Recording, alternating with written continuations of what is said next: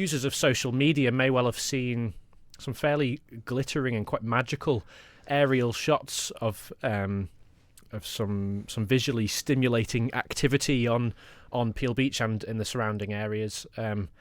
Tell us exactly what Oie Voaldyn entails.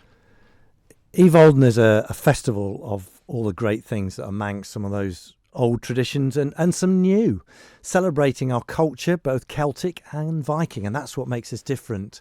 I think tomorrow or in the next few days up in Edinburgh, they're going to celebrate what they call Beltane. And it's the same thing, but we've got Manx twists, and that's what makes us so different and so unique. So we start the day, Oie Voaldyn, May Day, at 2 p.m. It's all happening in Peel on, is it the shoreline or is it the beach? There's some debate going on. The Manxes in Peel would say it's the shore, Peel Shore, but on Weatherglass Corner. So that's shut to traffic. And those that came down last year, it was really, really lovely.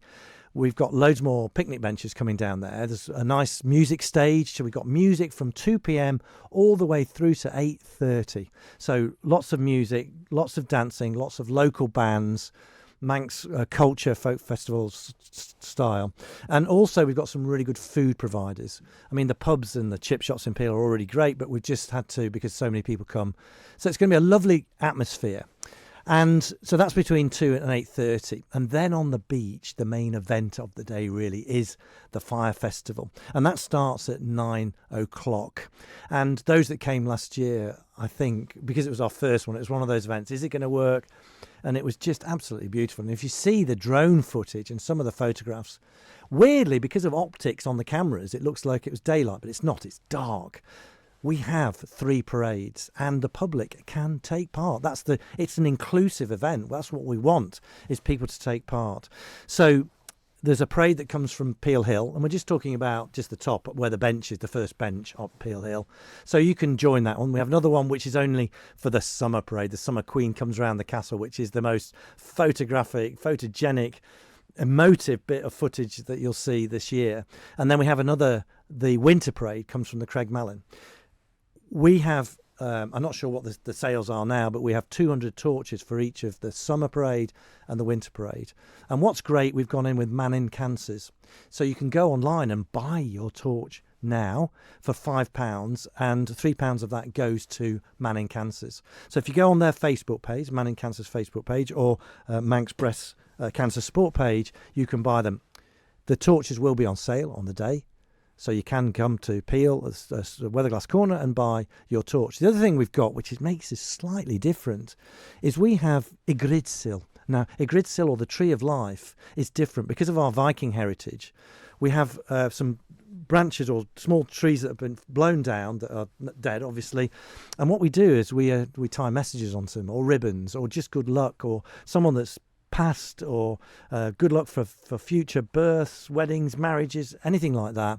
So you can buy that for a couple of quid, and that's also going to Mannin Cancers. And what we do is in the ceremony, we parade those trees onto the beach and ceremoniously burn them.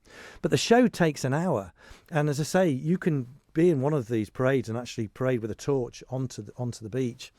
We have lots more characters this year. We have Gorse Man, we have Bone Man, all these, and we have a Master of Ceremonies as well, because we learnt a lot from last year, and it was so busy that we've sort of choreographed it a bit different. And we've got the Winter Champion and the Summer Champion have a fight, and that's what this is all about, enacting this tradition. And it's to say goodbye winter, hello summer. And didn't we do a good job last year? So the first Oie Voaldyn, look at the summer we had last year. So hopefully we recreate that. But we've got lots more special effects this year. And winter and summer champions are being quite coy about what they're actually going to do on the night. So is summer going to win? Or is winter going to win? We don't know. So you need to be there to check it out. But we've got great music. We've got Stacey Astle's poem, Oie Voaldyn, being read. And at the end, we've got a slightly enhanced fire show, which is Zoe and the Spinning Vannin are going to be down there. And they've choreographed and written special music. And I think that's what's really good about this year. People are taking ownership of certain parts of the festival, and that's fantastic. So good old Zoe, she's stressed out of her head at the moment, but bless her, she's written this lovely piece of music to choreograph the spinning too. And we've got what we call wangers. They're big steel wire meshes in baskets that you spin around, and the sparks are amazing. And of course, we finished the night off with fireworks, so a really short but sharp firework display as well. And during the day, we've got, as well as the dancing and the bands and all the food, we've also got a guided tour of Peel in Manx. So Stuart Bennett's doing a guided tour of Peel in Manx, and that starts at 3 p.m. from the Sailors' Shelter.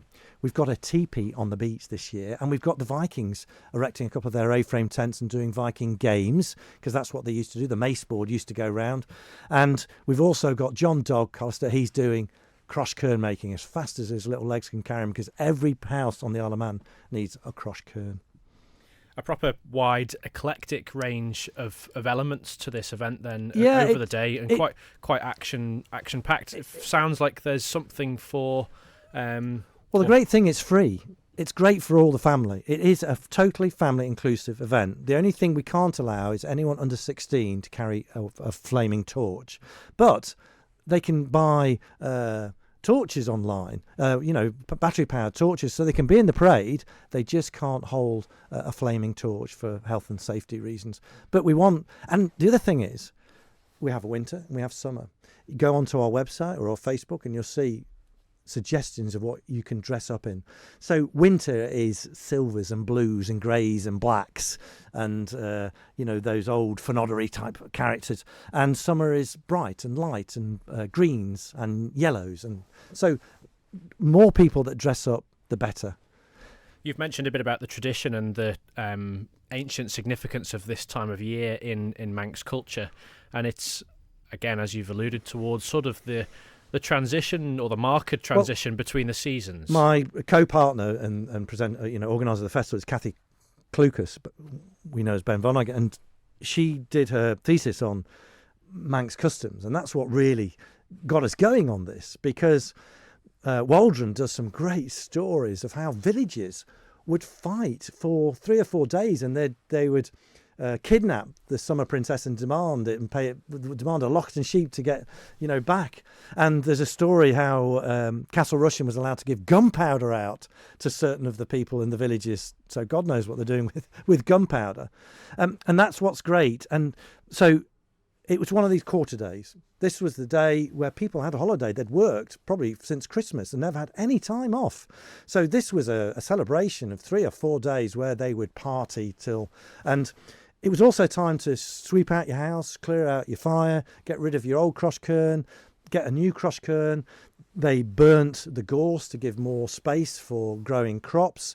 They thought the witches lived underneath and the little people underneath the gorse.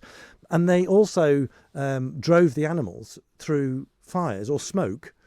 And that was a way of cleansing and blessing the animals. But it's a good way of, isn't it, after they've been in the barn all winter, to get rid of all the bugs and things like that. So they had practical reasons. It was the time for the paying of rents, the time for the hiring fairs where you went into service. So a really, really important date in the Manx calendar. And we are mindful of the past, but we're doing new traditions. And that's why it's great to have new pieces of music written, new scripting going on. And the fact that over 500 people can take part in the actual procession side of it. That's great as well. So it's an event that's substantiated in traditions of the past and shrouded in those events, but also hopefully, it sounds like you're looking to bring a new angle to a modern event. We want this to become an annual event, and I know already from last year, Grania, the Arts Council, is saying that all her student friends are coming over. She considers this to be more contemporary Manx than any other thing going on the island, and that's great, isn't it? So we want the young people to take part, and we've got loads of young people taking part, and they're all getting excited. They're all having their own part in it. So hopefully this is going to be for years to come. And with a bit of luck, we think that the Visit Isle of Man is sending a film crew down this year as well to try and do some work with a burning 3 legs. So it's good, and hopefully this is something that we can promote off island. That's another reason for doing this, because May Day on the Isle of Man is very, very special. And okay, we've got the Arts Festival at the same time, but it's a great opportunity to start the tourism season off and fly in, come and see Oie Voaldyn on the Sunday. There's Castletown, there's Craignisha doing Milltown, so we can do hopefully we're going to put a great package together, and we're working with the tourist board to try and deliver something for the next 3 years and make it better and bigger.